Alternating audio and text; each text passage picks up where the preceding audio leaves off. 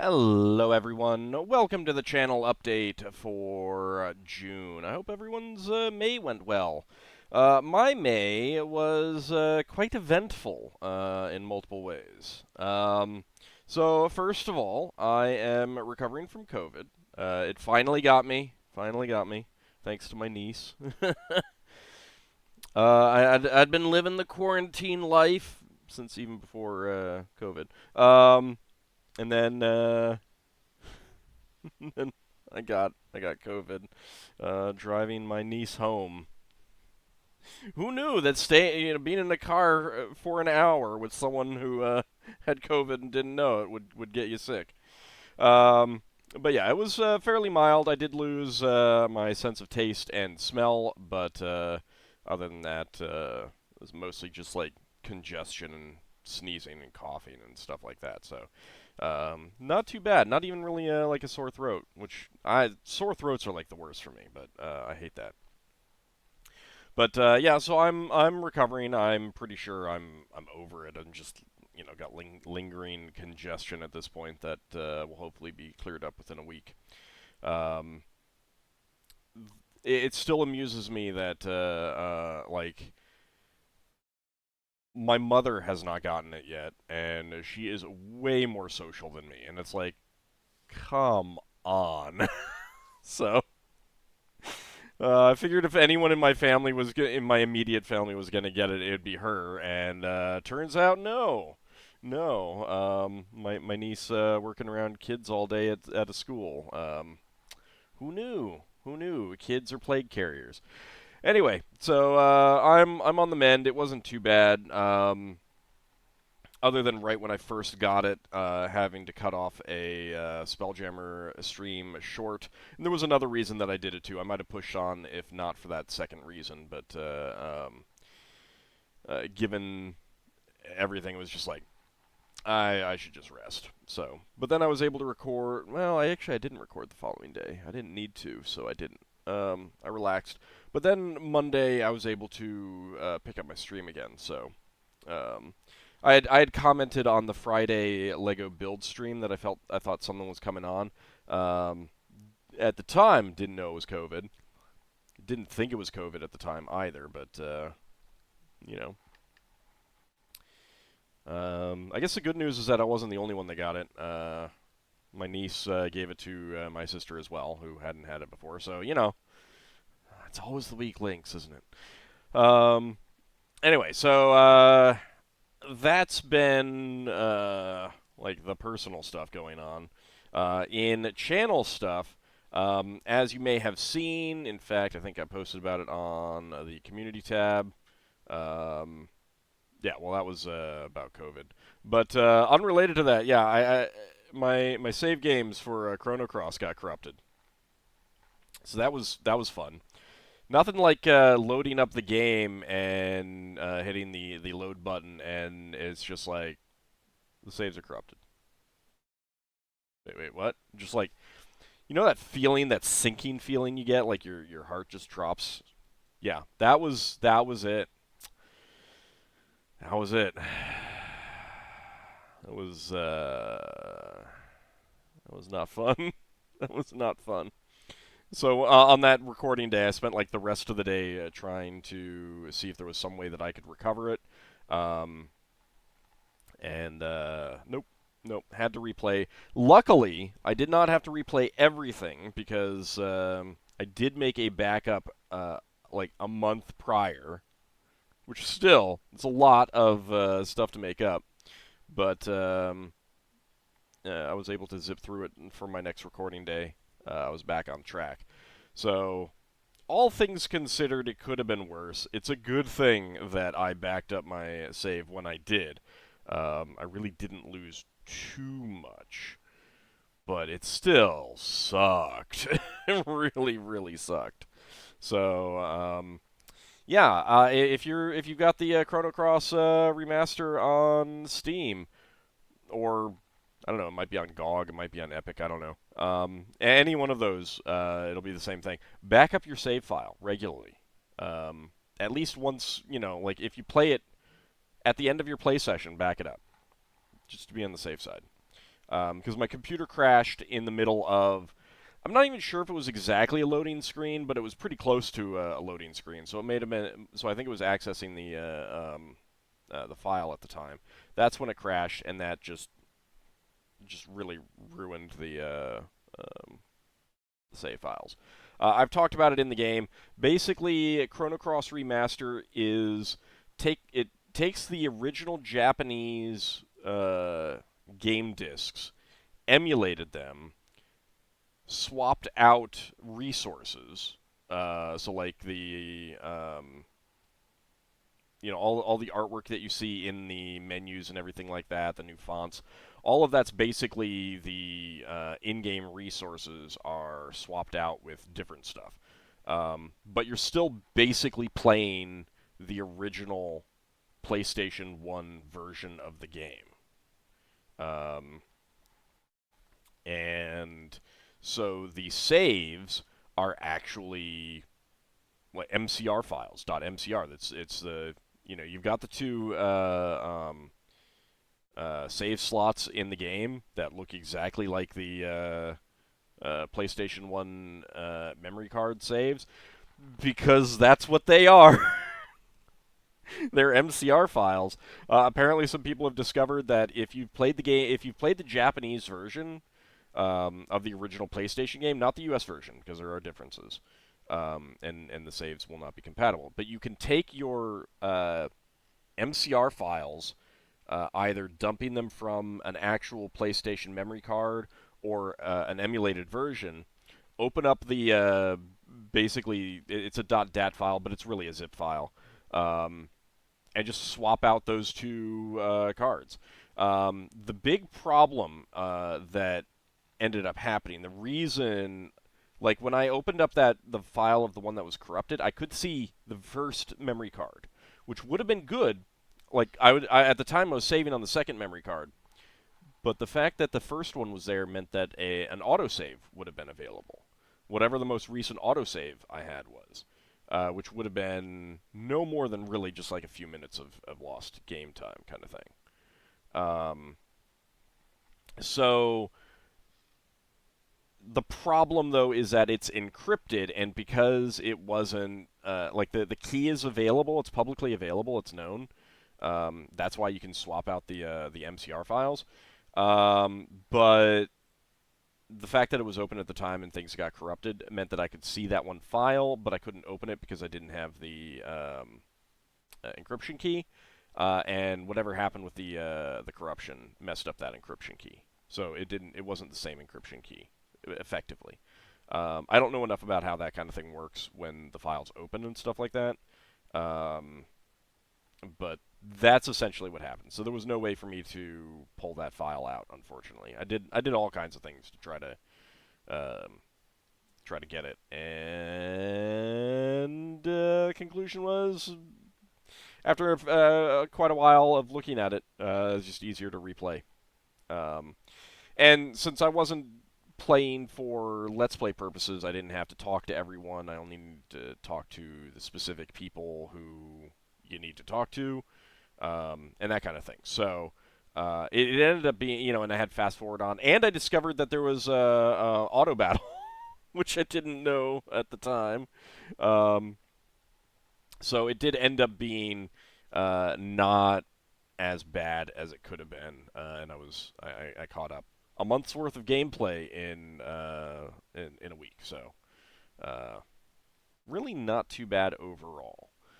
The biggest time sinks, of course, were needing to regain stat gains every time, which then also allowed for an interesting natural experiment of comparing the character stats on level up, because the game does do random level up stat gains. I think it's still like certain characters are more likely to get certain stats kind of thing, but it's still random. So I did some comparisons, and some characters ended up being a lot blander than they were in the original run of that month worth of game time. And then other characters were like way better. So And someone has mentioned to me that it is a bane of speedrunners apparently, where some people will restart their speed run if they get a bad level up at the start. So, yeah. So that's been my exciting month. It's fun times. But as to the channel itself, um, since I was just talking about Chrono Cross, that's ongoing. We're actually pretty close to. I think we're pretty close to the end of the main game, actually. We're really close to the disc 2 changeover in my recording, and if I remember correctly, the game is like 80% on the first disc, and then 20% on the second disc. So that's incoming pretty soon. But I'm going to go through all the endings as well, and show off all the different endings. I don't think it has quite as many endings as Chrono Trigger, but it still does have quite a few. Xenoblade Chronicles, I have finished recording. It is all done. And it will be... Actually, you know what? I just realized I need to reload this because I didn't reload it after I made some tweaks. Yeah, there we go. We're on Future Connected, but I got them both in... I've got all the Future Connected videos in the Xenoblade Chronicles playlist as well. Because if someone's watching all of Xenoblade Chronicles, they're probably going to want to watch the Future Connected as well. But there might be people who just want to watch Future Connected. So I got that kind of set up with duplication there, but yeah. So there's that. I have fully recorded that, finished that up. I think there's a couple little things that I didn't end up doing, but it was just like, it's not worth it. One of the things I did not finish the Collectopedia because apparently one thing that they did when you get to Alchemoth, the map is oriented north-south rather than east-west as it was in the original Xenoblade Chronicles. They literally rotated the map. They neglected to rotate the collection points. So there are off-map collection points. So there's like the rarest item that's like a 5% chance to appear at any of the collection points. I didn't get, and I was like, I'm not going to try. Because like when I was wandering around, I was like, wow, there's a dearth of collection points. And then I went looking into it. I was like, all right, let me just see where I can find this thing. Oh, no wonder there's a dearth of collection points. So basically, like the far wings, left and right sides of the map, no collection points at all, because they're off map. They didn't rotate that part. Kind of a big oopsie. But yeah. So Dragon Quest Builders 1, I had gotten close to the end, and then Tears of the Kingdom came out, and I wanted to immediately swap into that. Which, I mean, number one, I'm impressed that I was able to get Dragon Quest Builders to be that close to... Because I literally was playing it to fill the time between finishing up Breath of the Wild and Tears of the Kingdom coming out. And it almost perfectly fit. It was pretty good. But just that last part with the final fight and everything like that, I had not done. I did that this past Wednesday, which was yesterday, actually, because it's Thursday now. I don't know. Brain a little wonky today. So that will be going up and into that playlist, and that'll completely wrap that that game up. A lot of fun. I definitely enjoyed the storyline of that a lot. Obviously, the engine changes for Dragon Quest Builders 2 made a big difference. Like, there are a lot of features missing that were very missed, shall we say, in Dragon Quest Builders 1. But I mean, isn't that always the case of new games that use the same engine kind of thing? So here I am hoping for Dragon Quest Builders 3 once again. I was hoping for Dragon Quest Builders 3 as soon as I finished up Dragon Quest Builders 2. And I was meant to go back to Dragon Quest Builders, so that was a nice thing to jump back to. Um, it's been a lot longer between now and 2 compared to between 2 and 1. So the fact that we haven't even heard an announcement about it kind of makes me think that that team has been put to something else rather than working on Dragon Quest Builders 3, which is disappointing to say the least. But there's always hope. I mean, I think Dragon Quest Builders 1 did really well, and that's why 2 came out. And 2, I think, did even better and was highly praised and stuff like that. So the fact that I hope the only reason that they have not done a Dragon Quest Builders 3 yet is because they haven't decided how to do it. Like, what's the storyline gonna be? Um, the Dragon Quest Builders 1 had a very obvious storyline. 2 doesn't quite it doesn't quite have the same thing because Dragon Quest Builders 1 is premised on you taking the bad end choice in Dragon Quest 1.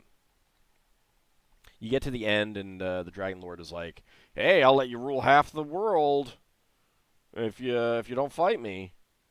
And you can say, sure, and then it'll just kick you back to the last inn you were at, and it's like, oh, it was all a bad dream. And you just got to go through it all again. Which is still a really neat thing, but, so it's premised on that actually coming to pass. 2 didn't quite have that kind of thing, and neither does 3. 3 has a much more complex environment, so...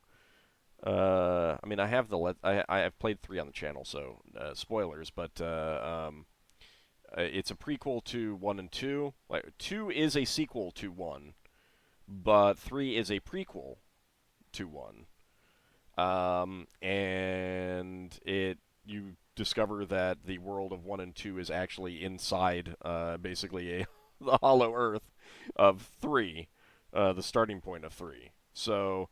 How they would end up doing that with Dragon Quest Builders 3, I don't know. And that's my hope, is that they just haven't come up with a plot line, a story that they're like, yeah, that's compelling, that's good, we'll roll with it. And it's been more along the lines of, no, that doesn't work. No, that's kind of crappy. No, you know.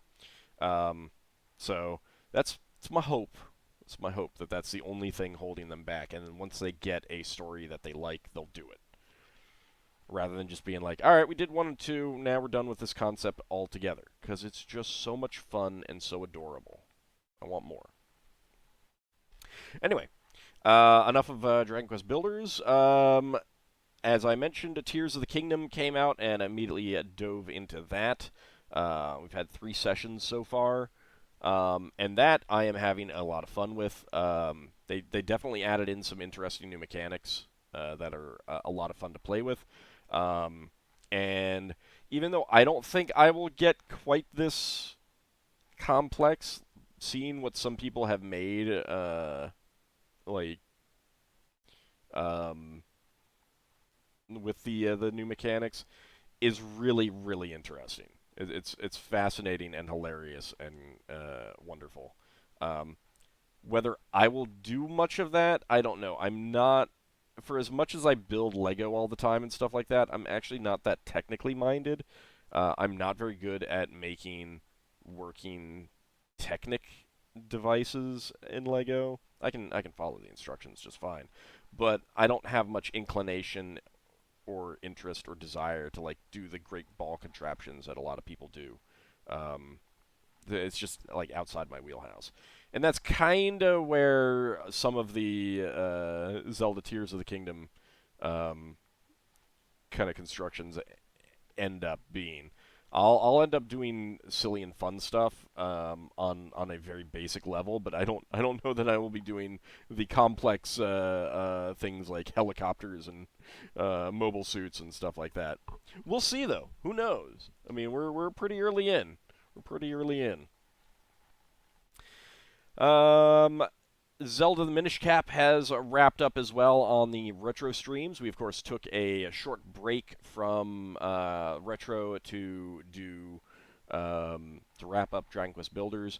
Retro will be returning next Wednesday. The current games in the queue, and I'm not sure exactly what order I'm going to play them in. But we've got Sid Meier's Pirates, we've got Uncharted Waters, New Horizons, Catalina's Story, we've got Deadly Towers for the NES, Ghost Lion for the NES, and Legend of Zelda Four Swords Adventures for the GBA. So that's what's coming up. Like I said, I don't know about the specific order. I might swap things around depending on what I feel like.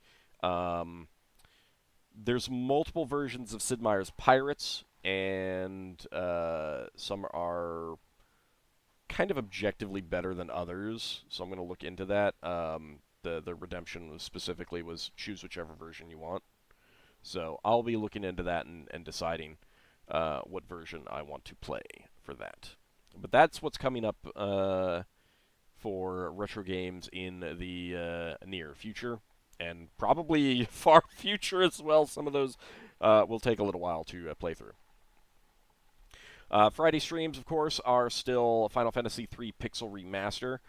We're fairly close to the end, if I remember correctly. So we will probably be wrapping that up within a few weeks as well. Co-op game with Zerfall, Private Idol, which I just realized I have a spelling error in the playlist name. I should go rename that. That is still ongoing. A lot of fun to play as well. I've been having a blast. As I've mentioned, the character designs are by the character designer who worked on J-Decker, which showed up during Super Robot Wars 30. And also the TV character designs for Magic Knight Rayearth, which also showed up in that game. So it was a nice bit of nostalgia there for me. But it is a silly and fun game, despite dealing with murder.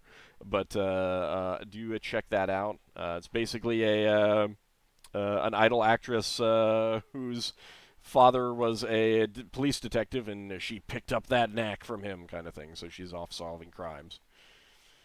And we got Lego building streams on Wednesdays and Fridays. We're currently building the Eiffel Tower on Fridays. Wednesday build streams are various different sets. This past Wednesday, I built the Indiana Jones fighter plane chase, the Lego City barn and farm animals set, and then the current gift with purchase that's only available for another couple days of a pirate playground set, which is adorable. If you're looking at making a Lego order, I would recommend hopping on that if you hit the goal. Unfortunately, I was just looking at the Lego site, and they seem to be sold out of the Spring VIP pack, which I was hoping to get some more of. It's June 1st. A whole bunch of new sets came available, so I was looking to see if there was anything that I wanted to get right away. And I think I may be waiting. I think that the Pirate Playground is only available through the 3rd. We're probably going to get a summer VIP pack soon, but when that will be, I don't know, and I'm not even sure if I've seen the summer one. The contents. Anyway. So do come check out those streams. All bits donated during those streams, and some others, go towards our next goal. The Eiffel Tower was the previous goal. The next goal is the Lego Rivendell set, which is stunningly gorgeous. I am really looking forward to that. So if you want to see me build that, please do hop onto the streams and send some bits my way, and we will work our way towards getting that as a future Friday build stream. And then Saturdays, although for this upcoming Saturday and the past Saturday, we've been on a short hiatus as some players are busy and or out of town. But we still have Spelljammer going strong on those Saturdays. As you're maybe noticing, they've changed up the layout a little bit. So there used to be like this bar right here that would tell you all of the like the number of videos and stuff like that. Now they've changed it to this bar along the bottom. And let me tell you, that is frustrating in multiple ways because um, not that I've always been good about keeping the numbers out of that corner. Um, it's less of an issue on playlists when the numbers are in that corner, but it's still something like necessarily always want to do. But um, like yeah, you kind of knew that this bar was right here, so you'd keep stuff out of this side if you wanted it to be visible in the playlist tab, and now they put it on the bottom. So now it's covering up a lot of the numbers, like that number,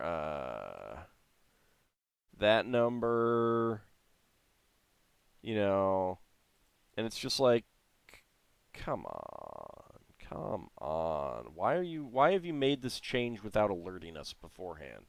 Because people design their thumbnails taking into account what YouTube does as a layout.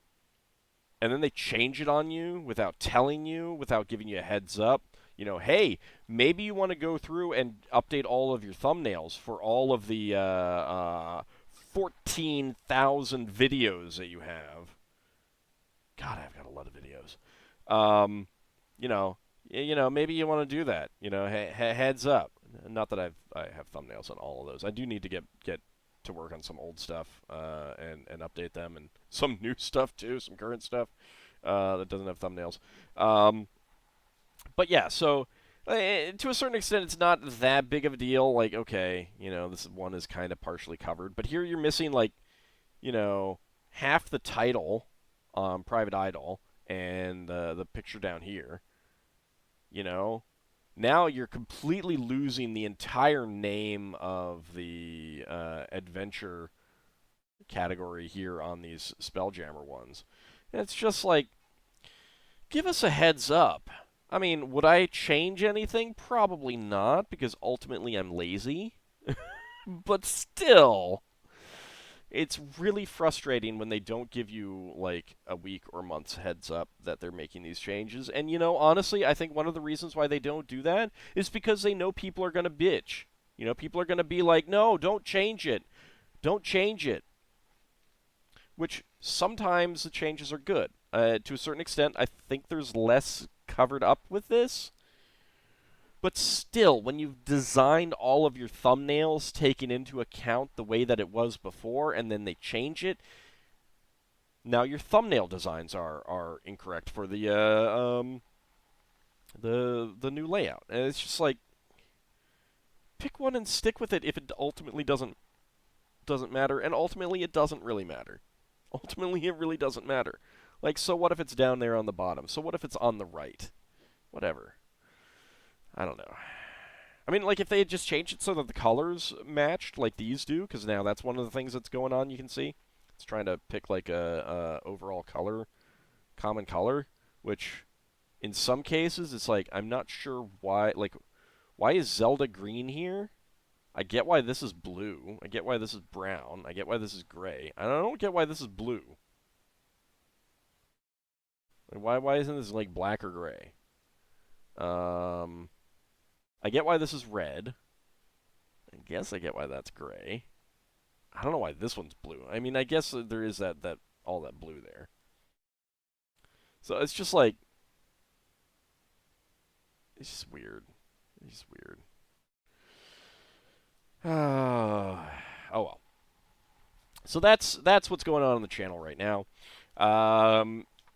If you are enjoying the content and you want to support the channel, and your support is what allows this channel to continue to produce content at the pace that it does, please do consider supporting me. You can join here on YouTube. There's also super thanks in the various videos, which is essentially like a one-time donation. Every single video has that option.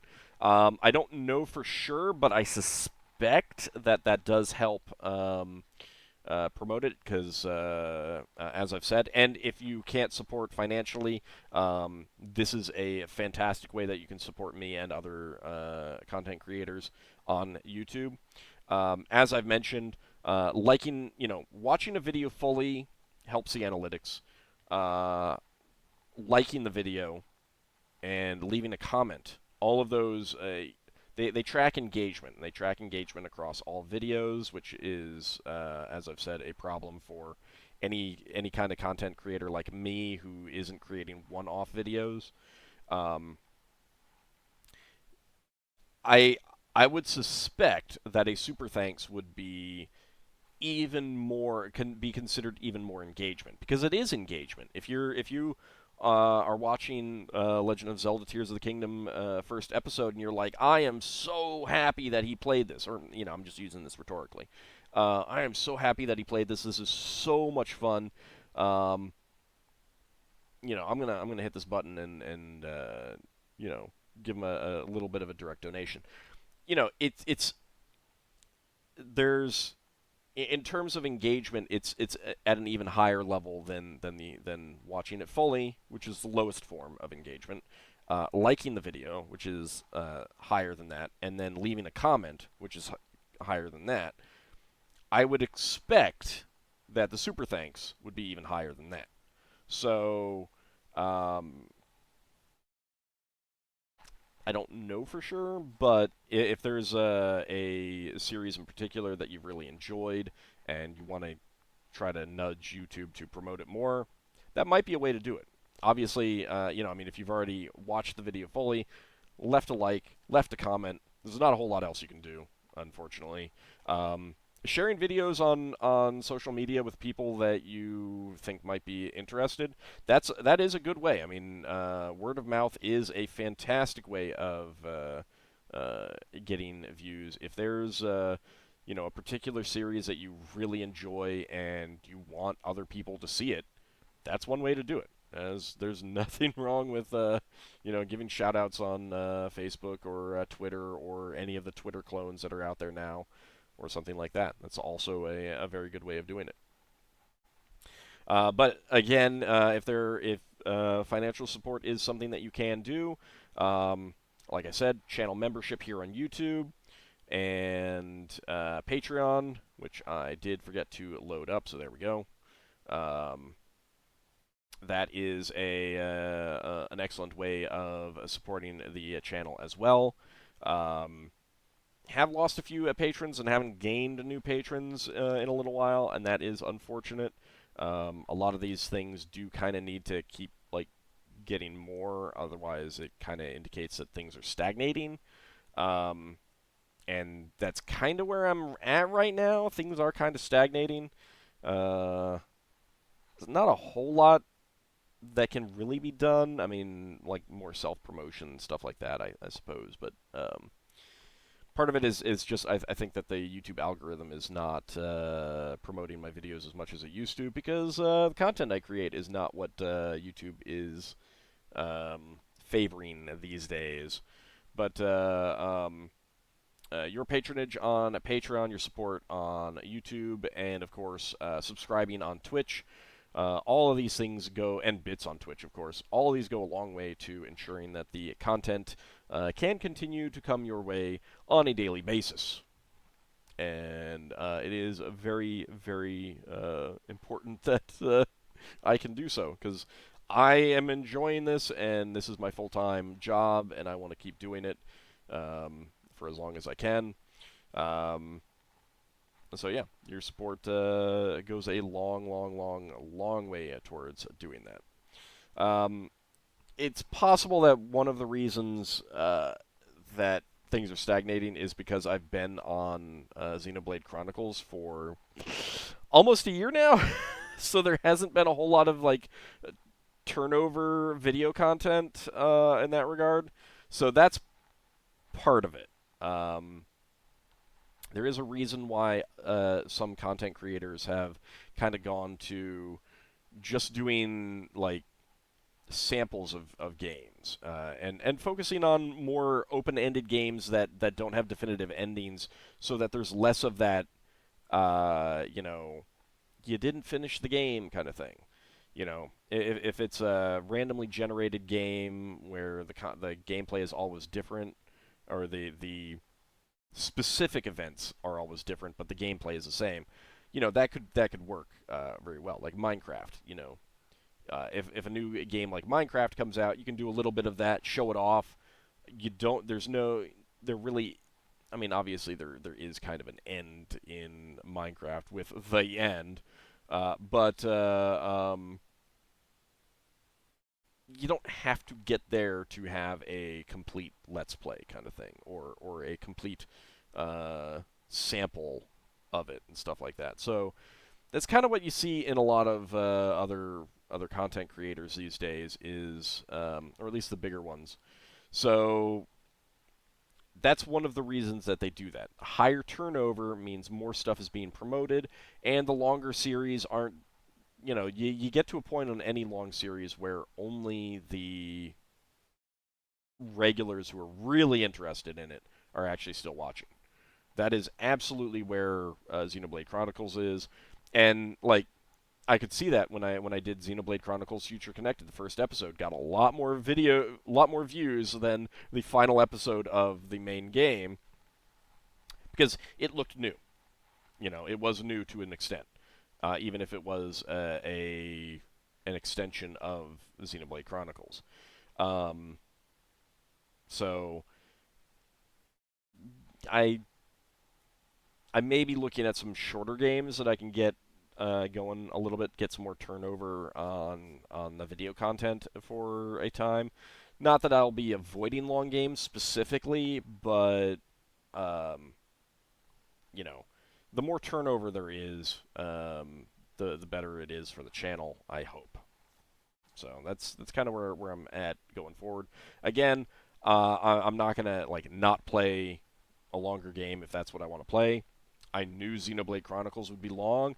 Did I know it would be quite that long? No, but you know, even if you look, because it can be difficult to look at what other people do and say, oh yeah, so it's going to be the exact same number of videos for me. Everyone plays different. Everyone does different things. Everyone shows different things.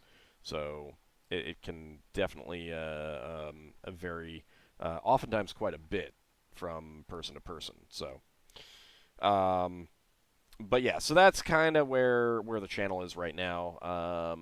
If you can support the channel, please do.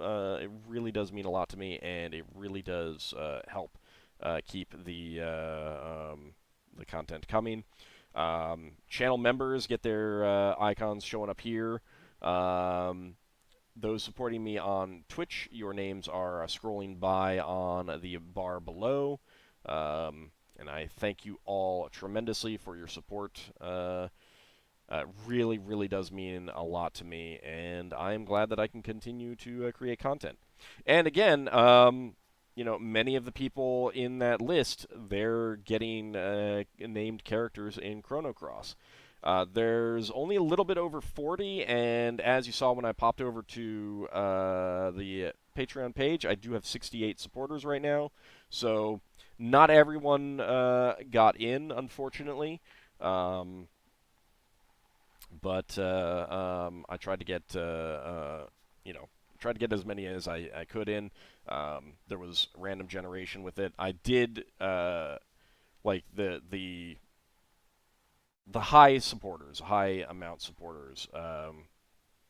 They were all guaranteed to get in. But when it got to the point where, you know, I couldn't get them all, you know, I can't get everyone in, unfortunately. So I just rolled for other people, and so the luck of the draw is kind of what it ended up determining it for some people. Um, but yeah, I mean that's one of the perks of supporting supporting the channel on Patreon. The only other thing to mention, I had a month, 2 months ago, where I wasn't able to create a deity. I'm a little bit back on track, although this month has been just ridiculous with Chrono Cross and being sick. But I did manage to complete my deity just in time, and this is a big one.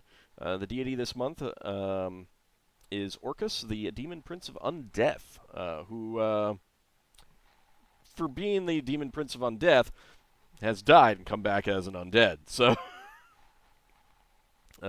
quite interesting.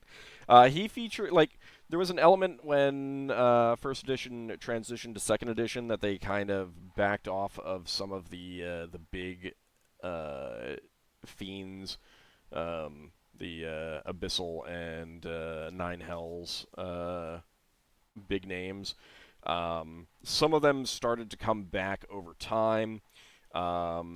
And Orcus is one that they had killed off, but they brought him back in a pair of adventures for Planescape, the Great Modron March, which just kind of hinted at him being there, and then Dead Gods, which explicitly stated that he was behind the Great Modron March. So, pretty interesting adventures. I've never run them myself. I've only once played in a Planescape campaign, and I've never run it myself. But it is definitely an interesting campaign setting. Anyway, if you want to see my take on Orcus himself, do head over to the blog and check that out. It was quite interesting to read. He had a lot of history that I was going through. Obviously, there's a lot of history post-second edition that got developed for him as well. I did not touch on that stuff. That oftentimes involved characters that didn't exist in second edition or first edition. So, like, a lot of that would be, immaterial and stuff like that. So I focused on what was developed for him in first and second edition. And it was pretty interesting, so do head over and check it out, and let me know what you think. Anyway, that's going to wrap us up for this channel update. I'm looking forward to playing something new after Xenoblade Chronicles. I had a great time with it. It is a good game. I have criticisms about it. It needs to be shorter. Like, if you're a game developer and you're thinking about making a game and you're thinking, should it be 220 hours long? No, it shouldn't. It really should not. 60 to 100 is for a story-rich RPG. That's good. Obviously, shorter can be good too. A lot of it's going to depend on what your price point is and how satisfying the game feels. But there's just this drive in trying to put in tons and tons of stuff. A while back, I watched Mysterious JG play Mass Effect Andromeda, and he was really excited about it, but he kind of quickly realized that a lot of the content in the game was filler and did not matter. Like, he would go and do things that seemed like they should be important, and then no one mentions them again. There's no effect. There's no big effect on it because it's just side content put in, generated fairly quickly. A lot of it's just done through text dialogue and existing maps and stuff like that. And it's just like there's this element of like making forever games that have so much content you never have to stop playing them without the need of actually replaying them. Like, if you could play, if Xenoblade Chronicles was a 30 or 40 hour game, but you had a completely different gameplay storyline, different scenes, blah blah blah. If you could play as different characters, like, you could play through Shulk's story, you could play through Fiora's story, you could play through Melia's story, that kind of thing. And then the stories can intersect and then diverge and stuff like that. that is a good way of making a quote-unquote forever game. It's obviously not going to be forever, but it gives you that good replayability of being able to, you know, uh, play it and get a fresh view on it. But if you what you're doing is just adding in side content that's mostly text, don't you don't want games to overstay their welcome, and you want people to complete the games. If the game has a story, the goal should be to complete the game. And if you have so much side content that people can get tired of it, that's it's not good. Like the the idea of, oh, you don't have to do all this stuff. Yeah, sure, you don't. But we're also dealing with human psychology. People are going to. Most people are not going to just ignore all that stuff. They really aren't. Um, there was you know, when I played through Final Fantasy VIII, there was this thing that I talked about based on some interviews with the game makers. The way that that people actually play the game is not the way that they intended you to play it. And but again, that's because they didn't understand the psychology of the game player, even though they should have. It should have been pretty easy to see with QA going through QA and stuff like that.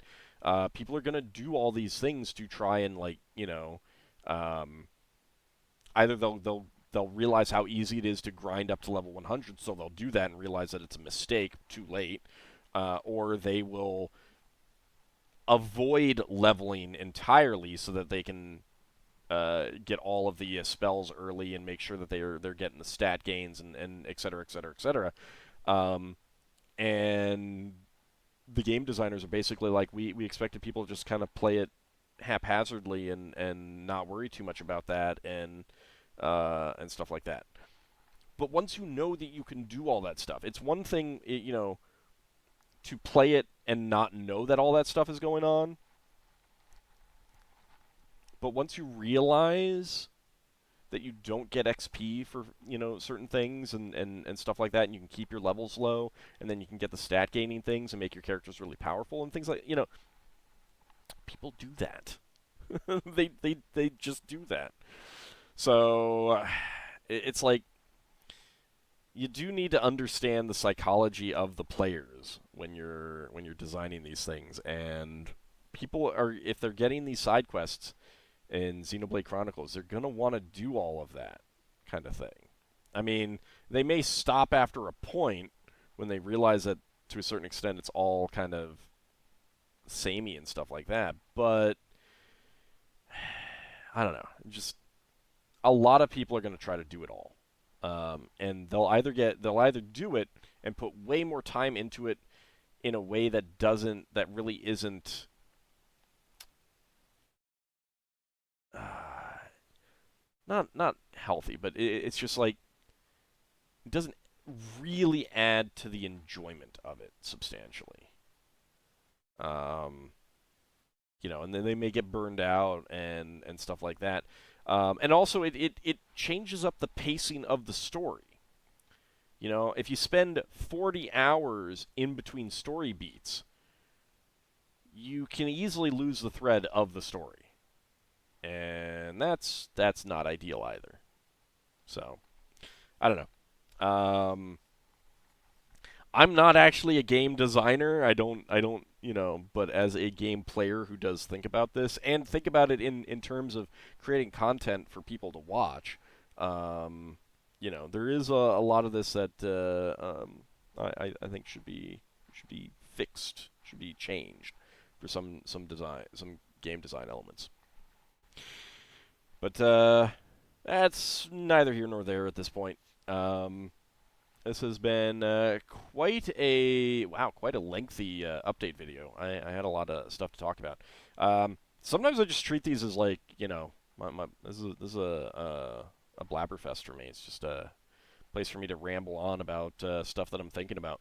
I do that a lot during streams too, but a lot of that's more prompted by what other people are asking me and stuff like that. So, um, you know, if you've been watching the streams or the stream VODs, so a lot of these things will not be new thoughts from me for you. But anyway, to be fair, probably most of the people watching these update videos are also watching these streams because it seems like tends to be more the hardcore viewers who do that. Anyway, yeah, that's going to be the channel update. I want to thank you for checking it out. I hope you guys have a good June, and I hope I have a good June, and I hope that June is just wonderful to everyone in general, I guess. I don't know. I don't always know how to sign off these things. Anyway, thanks for watching, everyone, and I'll see you in the next video.